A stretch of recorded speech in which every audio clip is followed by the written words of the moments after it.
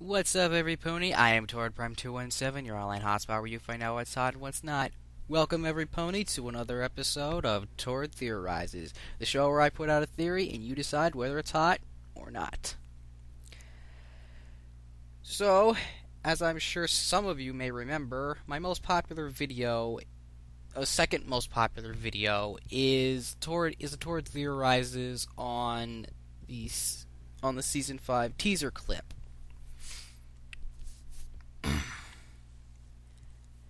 That I made well,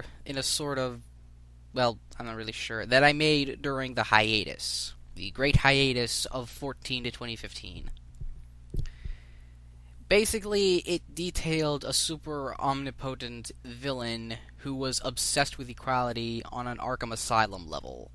Now, of course, as I'm sure we all know, that theory couldn't be any more wrong, and Starlight Glimmer is, nowhere near the villain I theorized Equilibrium would be.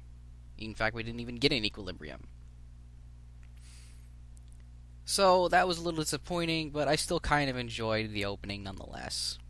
But then we get to the season 5 finale, and I'm gonna be straight here. I was just flat out disappointed by that one. Just really disappointed.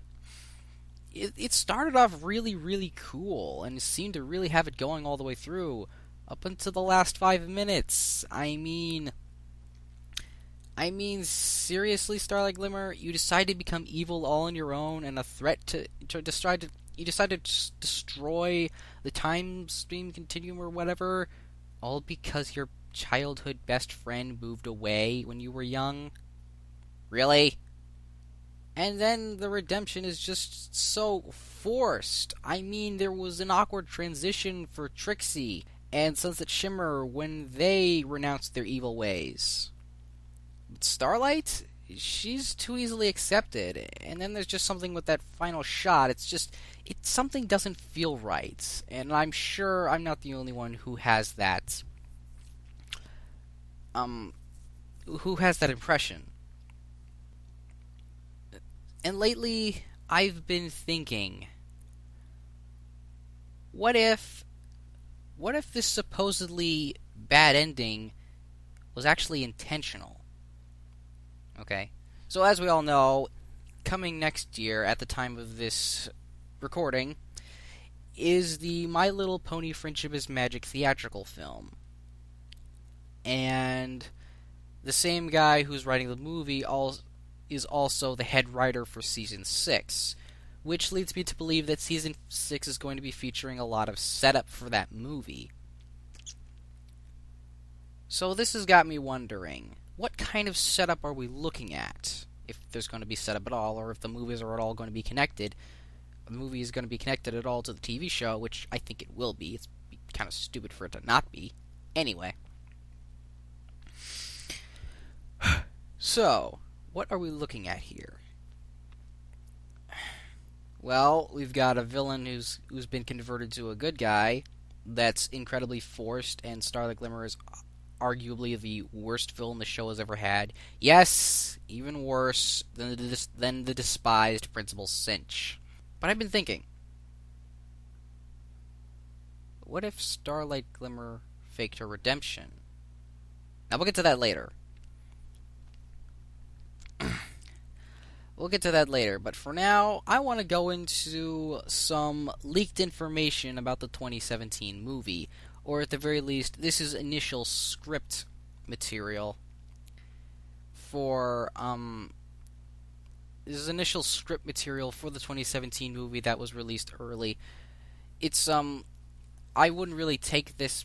I don't really think they consider this big spoiler material, because this is like the original 2014 Ninja Turtles script, The Blue Door, which was completely scrapped and thrown out the window. And the entire movie had to be rewritten from scratch. So I think that's kind of how they see it here, and why they're not really afraid of anyone seeing this script or seeing this information. But basically, one of the most fascinating things I learned about that script was the intended villain. Now, there's not a lot of detail on said intended villain, But the impression I got was that he's a male villain, a really old villain, and has some connection with Celestia and Luna. Now, there is a possibility they could be talking about Starswell here, but there is also the stronger impression that this is a character we've never heard of before, yet still has a very strong connection to Celestia and Luna.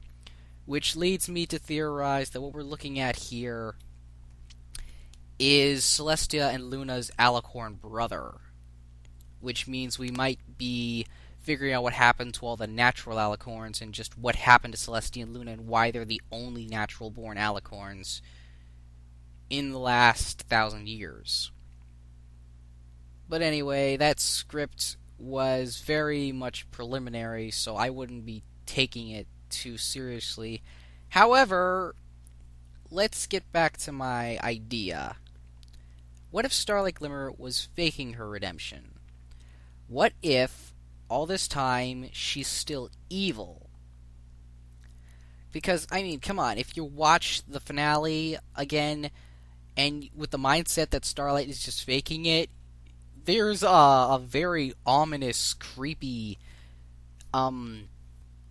spine-tingling vibe, I guess you'd get from it. Just knowing she's just do everything. She's the one who's actually pulling the strings here and emotionally manipulating the other characters so that they'll accept her. I mean, it's just so dastardly when you think about it. And honestly, manipulating ponies is something Starlight did best, better than any other villain when you think about it. I mean, not even Sunset Shimmer actually got as close to manipulating others as Glimmer did. So I think it would make sense that Glimmer is manipulative enough to fool people into thinking she's turned good again. Or just turned good. But if that's the case, then why? Why is she doing all this in the first place? What is her motivation? Is she still obsessed about equality or something, or did she not learn anything? I'm not entirely sure. I think there's a much deeper reasoning for that. Because when you think about her whole origin, it kind of contradicts her established character. I mean, so the story is her best friend, Sunburst, got his cutie mark by showing high magical potential when they were both young. Very young. And he got accepted into Celestial School of Magic, and apparently Starlight Glimmer never saw him again. But that raises a question. How did Starlight Glimmer become so powerful? How did she earn her cutie mark? What's going on here? There's some information here clearly missing. I mean, I know Josh Haber isn't necessarily the best writer for MLP ever. I mean, he's the one who wrote the disaster known as Friendship Games. And while the finale in itself is still disappointing in its execution, I think perhaps there are some details left out on purpose. Like, maybe he sort of had to, or something? I'm not sure. It's all open to interpretation here, but... So, what if, in her distraught childhood state, Starlight Glimmer just ran off at the disappointment of losing her best friend, and she happened to encounter this other character, this mysterious figure, who offered her a way to, I don't know, become more powerful or something? I'm just going to cut to the chase here and say that this character is the supposed alicorn brother of Celestia and Luna, who secretly approached Starlight Glimmer and offered to be her mentor. And that's how she knows all of this stuff. I mean, that's how she has a spell that can remove and replace cutie marks and actually physically and psychologically hinder a pony. And that's how she has this constant levitation spell that allows her to fly without wings, and a whole myriad of other stuff we don't even know about. But this also raises another question. I'm sure some of you watching this video might be wondering, what is this evil Alicorn's endgame? Well, for starters, I'm sure. Well, the something in the script, in the initial script, stated that he kind of blames Celestia and Luna for something. Like, maybe they're the last Alicorns, and he blames Celestia and Luna for that somehow. I'm not sure. I'm not sure what exactly his endgame is, but I can imagine what his game would be where Starlight Glimmer is concerned. Okay, so I'm sure thousands of people have already pointed out that Starlight Glimmer is very similar to the similarly named Sunset Shimmer, and yet they apparently share no connection in origin. I mean, Sunset Shimmer was an apprentice of Celestia. Starlight Glimmer apparently never attended the school. Yet both are shown to be uniquely powerful in their own rights, very skilled. So this sort of strengthens my theory that the evil brother is the mentor of Starlight Glimmer, which would sort of make him the anti-Celestia and Starlight Glimmer the anti-Sunset Shimmer. It has been stated that Starlight Glimmer is Sunset Shimmer done wrong. So I guess in that point of view, it would make sense that an evil Celestia is training the evil Sunset Shimmer. This, however, also raises another question. When, supposedly, is Starlight going to betray the main six? How is she going to do it? And what about Twilight Sparkle? Sunset Shimmer is very little known in Equestria. To anyone outside Celestia's school. But everyone knows Twilight. So Celestia, over the course of her life that we know, as far as we know, has had two very powerful apprentices, one of whom actually exceeded the first and became an Alicorn princess. So this opens up a new possibility. Who is going to be the evil Alicorn's apprentice? Well, this is where things get a little dark, and I want to transition you all into the next portion of this theory. So I'm sure you've all seen this Season 6 teaser clip, which most people by this point have theorized is from the first episode of Season 6, which shows the debut of Princess Flurry Heart, the daughter of Cadance in Shining Armor. I could go into a debate as to what exactly Twilight found so surprising about Flurry Heart, whether it was the fact that she was an Alicorn or that she had proportionally big wings. But that's kind of irrelevant as far as I'm concerned.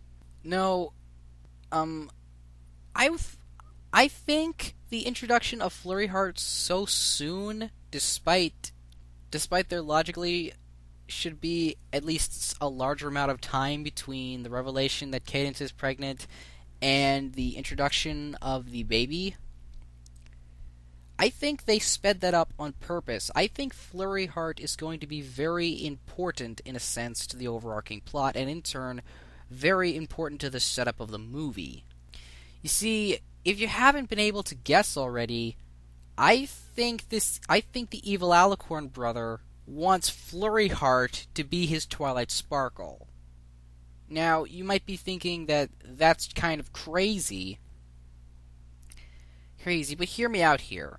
So, around the time when Twilight Sparkle and Starlight Glimmer were fillies, Sunset Shimmer was in her late teen, and if you recall, as part of my theory, it was around this time when the evil Alicorn also recruited Starlight Glimmer as his apprentice.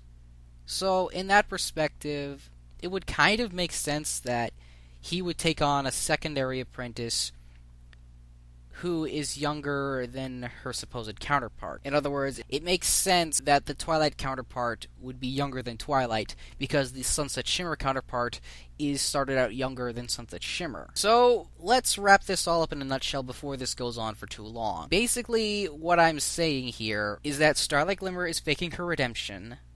She is secretly the apprentice of the evil Alicorn brother of Celestia and Luna.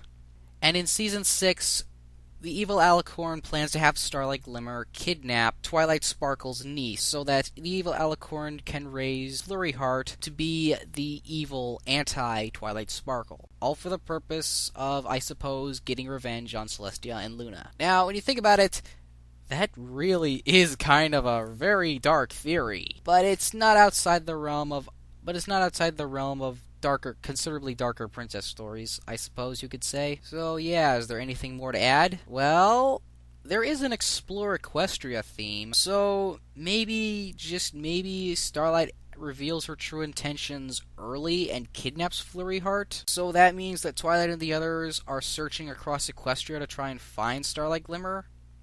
And somewhere along the line, we'll learn about the evil Alicorn Master of Glimmer. Who knows? Who knows? But anyway, that is my crazy, over-exuberant, long-blown theory. Sorry for wasting all your time if you don't believe any of this. I might be wrong again. You know, I was wrong, so totally wrong, about the Season 5 opener, so I could be very wrong here, but, you know, when the facts line up, they just line up. So anyway, that's my theory. I don't really have anything more to say, although I will add that I am still wondering exactly who this Rainbow Ruby character was supposed to be. Unless, of course, that was just a red herring. I don't know. Anyway, that's all for now. This is Torrid Prime 217 signing out, reminding you to please brony responsibly. Muffins!